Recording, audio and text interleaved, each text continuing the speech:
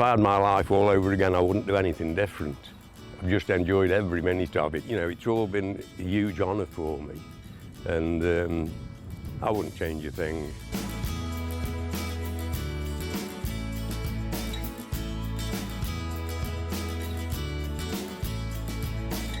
My dad was a founder member of the club, and the first time he brought me here was in 1946, when I was 2 years old.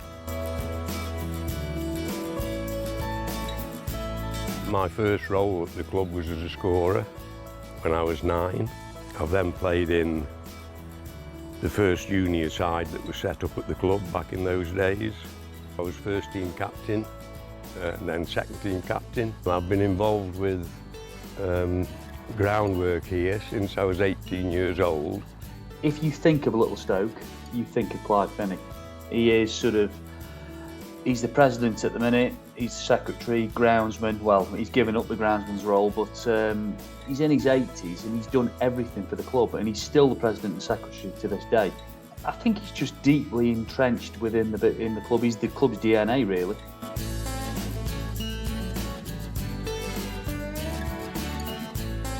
And in those days, to prepare the pitch, we had a 12-inch hand mower we had to use, and the heavy roller was a horse-drawn roller that had 2 shanks on it, which required 6 people to pull it. And Mum was, she was a hard-working member of the ladies' committee in those days.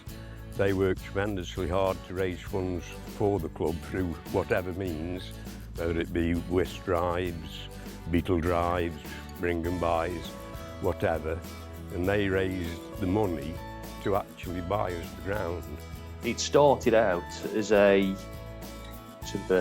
village club where they played surrounding villages, and that extended then into league cricket. In the last 15, 20 years, we are a member of a Premier League club, and we won the Premier League in 2010, so he's seen us hit the pinnacle of where we are in the area, and that would be, I would imagine, something he's immensely proud in. To see from where they've come to where he is now, it's a club with 2 grounds, 2 pavilions, and Clive has been instrumental in driving all of that to get to where we are. He's pushed us on from a ground, like I say, the tea ladies bought, to where we are, which is a state-of-the-art club, really.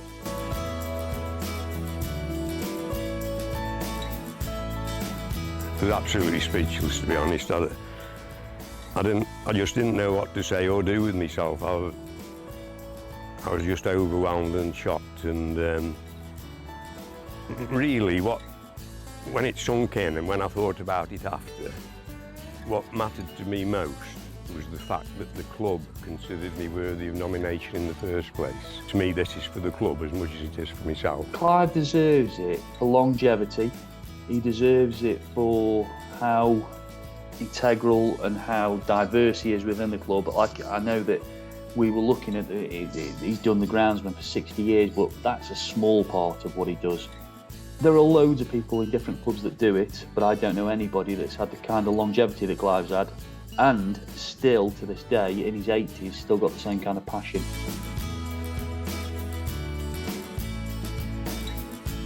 It's important that youngsters get involved more.